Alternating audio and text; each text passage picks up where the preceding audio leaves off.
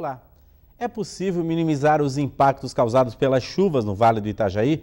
Algumas pesquisas apontam que sim, é possível diminuir os estragos causados pelas enchentes. Vamos ver agora uma matéria sobre pesquisa de clima feita aqui na Univale em colaboração com pesquisadores dos Estados Unidos e da Europa. Veja na matéria produzida pela TV Univale para o canal Futura. Em 1852, as enchentes do rio Itajaí-Açu são um problema que a população convive, mas quer um fim. Mais de um século de perdas materiais e vidas e os alagamentos se repetem.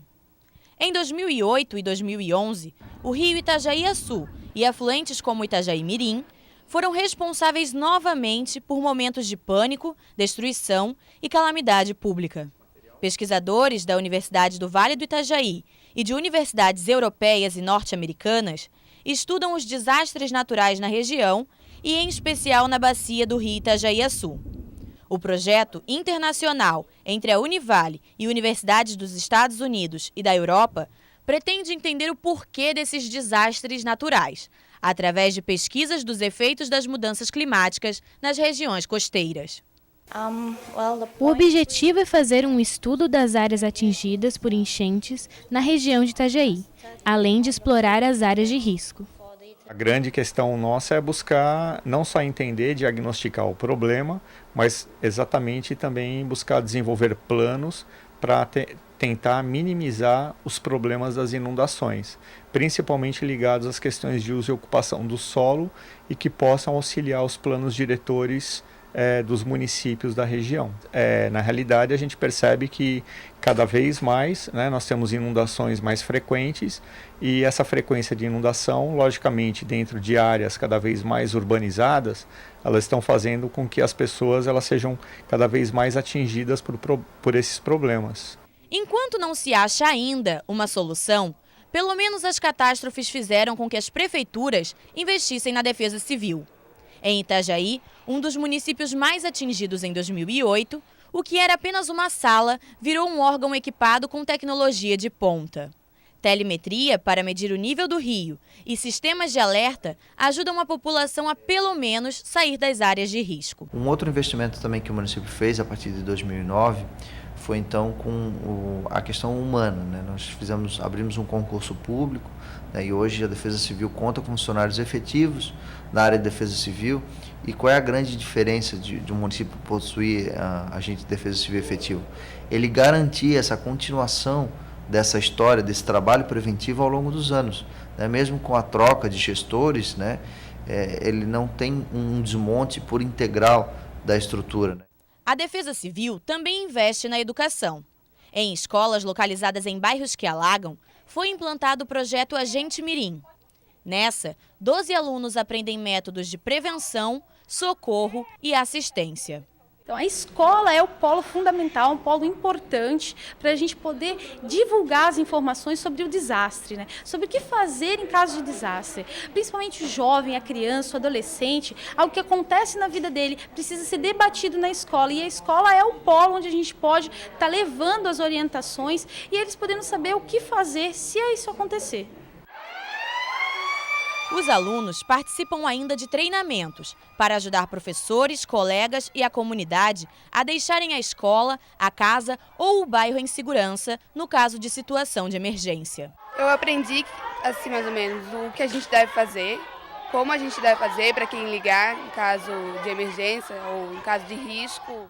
Aqui no estúdio eu converso com o engenheiro ambiental Wagner Fonseca, falando um pouquinho também sobre essa questão, inclusive muito importante que o professor Poletti falou, de uso e ocupação do solo. Obrigado pela sua presença aqui, Wagner.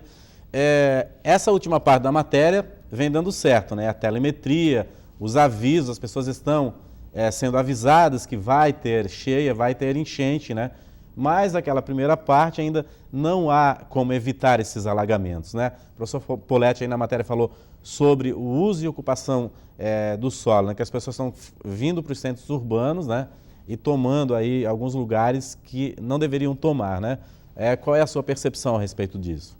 Eu acho que tem que se trabalhar principalmente na prevenção, Você evitando impermeabilizar cada vez mais as áreas, porque aí sim você evita que a água da chuva infiltre no solo, então, consequentemente, ela vai escoar mais e a gente vai ter mais enchentes. Então, O ideal seria prevenir, deixando áreas mais permeáveis nas residências, respeitando as taxas de permeabilidade estipuladas pelo plano diretor, que com isso a gente vai reduzir os impactos das enchentes, mas não evitá-las. Agora, impermeabilização, assim, trocar o asfalto por lajotas, por pavimentação, na pavimentação de ruas, é isso? Preservar a mata ciliar também? Exatamente. A impermeabilização é você trocar uma grama que você tem, uma porção de grama que você tem na sua casa, por pisos, asfalto, lajotas. Você evita que a água esteja em contato com o solo, que ela vai reabastecer os aquíferos, né? Vai infiltrar e deixaria de escoar. Mas aí você impermeabilizando, você faz com que essa água não entre mais no solo e escoe para as ruas, aumentando o volume das enxurradas. Né? Nesse último evento agora, a gente percorreu aí os bairros de Itajaí e a gente vê que as pessoas estão morando quase dentro dos rios, principalmente do rio Itajaí-Mirim, na Cidade Nova e tudo. E são os locais que mais enchem. É preciso haver uma fiscalização mais rigorosa nessa questão? Porque a gente vê aquela faixa ali que era para ser o rio, era para ser a mata ciliar que estaria ali, mas por invasão ou até por venda ilegal de terrenos, né? As pessoas estão morando ali. Era para haver uma fiscalização maior, por exemplo? Sem dúvida, essas áreas não deveriam ser ocupadas, né? São áreas de preservação permanente. Elas não só evitam que os rios sejam assoreados, mas também são áreas que devem ser preservadas justamente para que o rio extravase nesses eventos e, consequentemente, deposite seus sedimentos, né? E assim que as pessoas ocupam essas áreas, consequentemente, é uma área a ser ocupada pelo rio naturalmente, então elas serão atingidas. São áreas geralmente desvalorizadas, por isso ocupadas por população de baixa renda, mas deveria sim haver uma fiscalização mais rigorosa para evitar que essas áreas sejam ocupadas. Né? A quem cabe a prefeitura a fiscalização dessas áreas? Exatamente, né? A prefeitura emite os alvarás de construção, então uma residência, por exemplo, tem que receber a documentação da prefeitura. A Fátima não licencia residência, né? Somente loteamentos e prédios acima de 10 unidades. Então, compete à prefeitura fiscalizar esse tipo de obra. A gente sabe que há um déficit habitacional na cidade, é claro, como em todas as cidades brasileiras, mas só que morando nessa faixa ali acaba causando um problema social ainda maior, né? Que é retirada das pessoas, né? Assistência às pessoas, risco de vida também, né? Sem dúvida, essas áreas, não só essas áreas de preservação permanente nas margens dos rios, como os morros também, são ocupados por essas populações com a permissão, entre aspas, do poder público, né? Então, a gente vai ter esses problemas de enchente ou até escorregamentos de solo diante de grandes precipitações. Né? Na questão dos rios, por exemplo, é preciso investir em mais dragagem, drenagem? Como é que está essa situação do seu ponto de vista? O que é que você percebe nessa questão? Eu sou na corrente de uns técnicos que acreditam que as medidas não estruturais são mais efetivas. Quais seriam? Você fazer um plano diretor rígido, que forneça taxas de permeabilidade dos terrenos maiores, permitindo a infiltração da água, incentivar a coleta de água de chuva. São Paulo, por exemplo, tem uma lei municipal que superfícies acima de 500 metros quadrados tem que coletar água de chuva. Então, depois da chuva, 1 hora depois da chuva, você libera essa água, o pico de cheia vai ser reduzido e quem quiser utilizar água para fins não nobres também pode usar. Então, essas medidas não estruturais, a fiscalização dos planos diretores, da ocupação do terreno, a utilização da água da chuva, são alternativas para você não precisar investir tanto em abertura de canais, macrodrenagens, que às vezes em zonas costeiras suscetíveis à ação do mar, elas não têm tanta efetividade. A ocupação dos morros também torna-se um risco, né? A gente vê aqui a questão aqui ao lado da universidade, que é a questão do matadouro, né? Torna-se um risco também, né? Várias vezes a Defesa Civil já vai interdita, as pessoas acabam voltando, não sabendo que aquilo ali é um risco de vida também, né, Wagner? Exatamente. Essas áreas são caracterizadas como áreas de risco geológico, né, suscetíveis a movimentos de massa, mais conhecidos como escorregamentos. E, infelizmente, a ocupação nessas áreas onde ocorrem os escorregamentos quando ocorrem escorregamentos, geralmente são fatais, porque o escorregamento é muito rápido e as consequências são muito graves.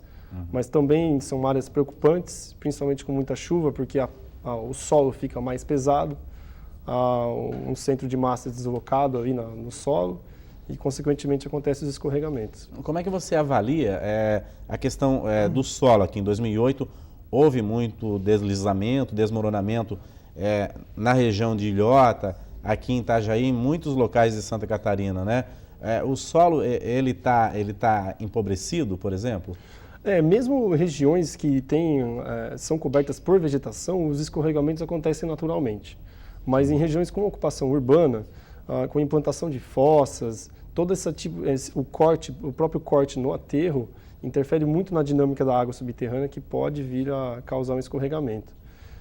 Com relação a 2008, eu creio que as chuvas tenham sido mais, o índice pluviométrico tenha sido maior, né, e mais frequente. Geralmente o que aumenta a probabilidade de ocorrência de escorregamentos é a chuva muito contínua, não tanto concentrada como foi esse final de semana, mas mais contínua. Então talvez aí tenha sido a diferença entre 2008 e esse evento recente. Ok, a gente vai fazer um rápido intervalo, daqui a pouco a gente vai voltar a falar, vamos conversar mais um pouco com o Wagner Fonseca sobre essa questão das chuvas aqui em Santa Catarina e das enchentes aí que causam aí pânico para muita gente. É um instante só.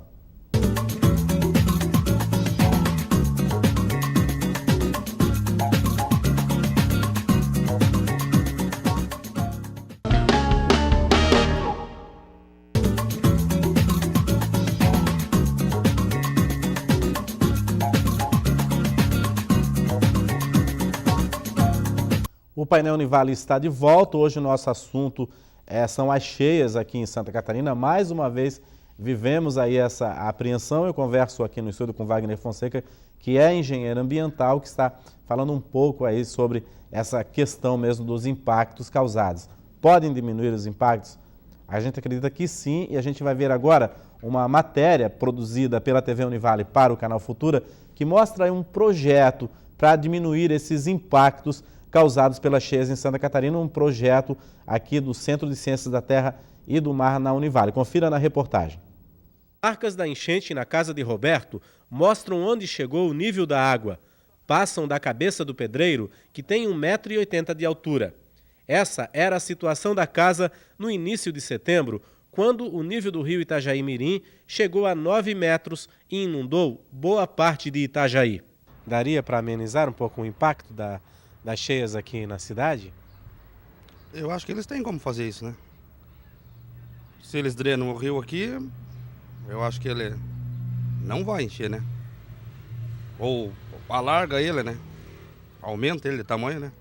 Com as fortes chuvas, o afluente do Itajaí-Açu, e que nasce próximo a Brusque, não suporta os assoreamentos e principalmente o lixo ao longo do rio e transborda.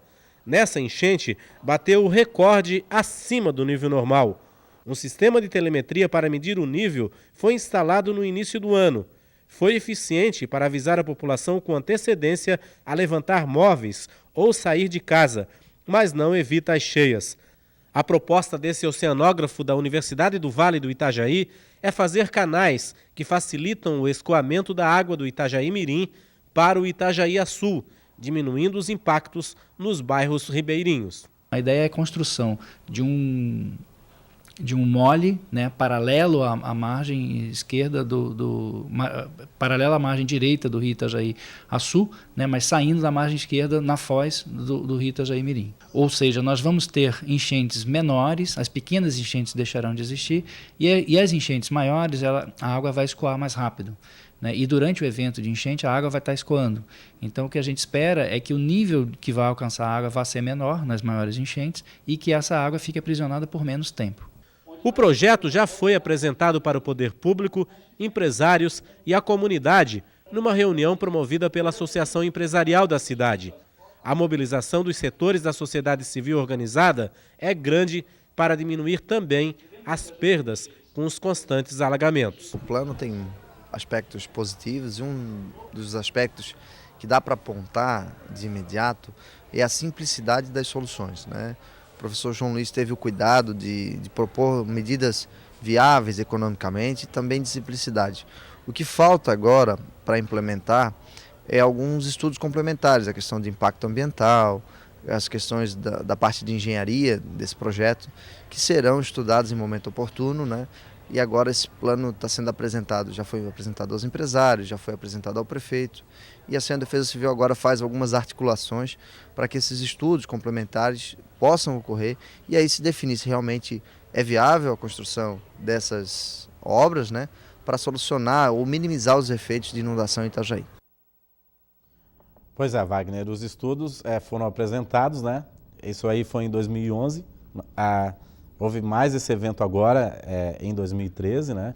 De apreensão da população, mas até agora nada foi feito, né? É uma questão técnica, mas como você falou, existe a questão da prevenção também, né? Com tudo que você falou, assim, de captação da água da chuva, a gente vê ali a casa do Roberto, que entrou água 1,80 m, mas a casa fica no nível bastante baixo, né, do que da rua. Então, quer dizer, a casa estava ali, foi feita a Avenida Contorno Sul com toda a elevação, né, e não foi feito nada de reparo na casa dele, uma terraplenagem, colocar barro e tudo mais. É preciso também pensar nessa questão da construção, onde vai construir, né? Sem dúvida. Toda obra, quando a gente vai licenciar, a gente tem que fazer um prognóstico, né? Então, a gente tem que simular tudo que vai acontecer com a obra já implantada. E geralmente os problemas de drenagem não são tão bem pensados, principalmente loteamentos, que a gente tem visto bastante por aí, que se faz toda a obra do loteamento e toda a água coletada no loteamento, a desembocadura da água nas drenagens não são pensadas. E aí a gente tem um subdimensionamento das drenagens já existentes e acontece todo esse problema, rebaixamento em relação ao nível de outra obra. Isso tem sido bem comum. Agora, ali, pelo que a gente viu no projeto do professor João Luiz, né, tem lá uma canalização dos arrozais, né? Assim, muitos loteamentos aqui foram feitos onde eram plantados arroz, né? E não foi feito nenhuma estrutura para isso, né? Como que se faz isso? Como que se libera uma licença? Que no caso é a prefeitura, né, que libera essa licença. Hoje a parte dos loteamentos é licenciada pelas fundações municipais, ou pela FAMAI ou pela Fátima, né? É exigido no licenciamento prévio a cota de enchente do local. Então, à medida que os empreendedores têm fornecido mais para os órgãos ambientais, é aterrar justamente nessa cota de inundação.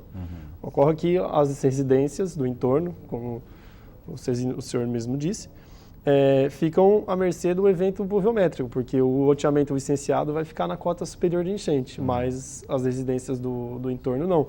E, consequentemente, a água vai escoar com uma velocidade menor. Então, ela vai ficar retida mais tempo ali naquele local e o escoamento vai ser prejudicado. E não há nenhuma vontade do loteador, do empresário, fazer dique de contenção e tudo, porque vai sair mais caro o empreendimento, é isso? Exatamente. Tudo passa pela questão econômica, né? Ele não vai conseguir vender o terreno mais barato, a consequência depois também vai ser para quem compra, exatamente, né? Exatamente. A pessoa compra o terreno sem ter noção do que acontece ali. Mas o que seria ideal é a pessoa se orientar antes de comprar, né? Hoje a gente tem a Defesa Civil que tem um bom cadastro das cotas de enchente com os anos que ocorreram. Então isso serve para quem quiser comprar um terreno aí, já consultar o que acontece no terreno quando tem precipitações intensas. Agora, a gente viu nas imagens aqui, e isso vai um pouco da responsabilidade, não é do poder público, né? É a nossa responsabilidade, é o lixo, né? Que traz a água quando sobe, né? Isso é uma responsabilidade da gente. Faltam programas de educação ambiental? Sem dúvida. A educação ambiental, hoje, a gente não teria tantos problemas com relação às enchentes, porque nenhum engenheiro, raríssimos, eu acho que não tem nem cálculo para isso, que considere a falta de educação das pessoas que lançam o seu lixo nos rios. Então, se lançando o lixo lá, o canal fica subdimensionado, ele fica com uma rugosidade maior, então a água vai ter um tempo maior para percorrer aquele trecho. Então, sem dúvida, a educação ambiental falta, as drenagens ficam entupidas das ruas por causa do acúmulo de lixo.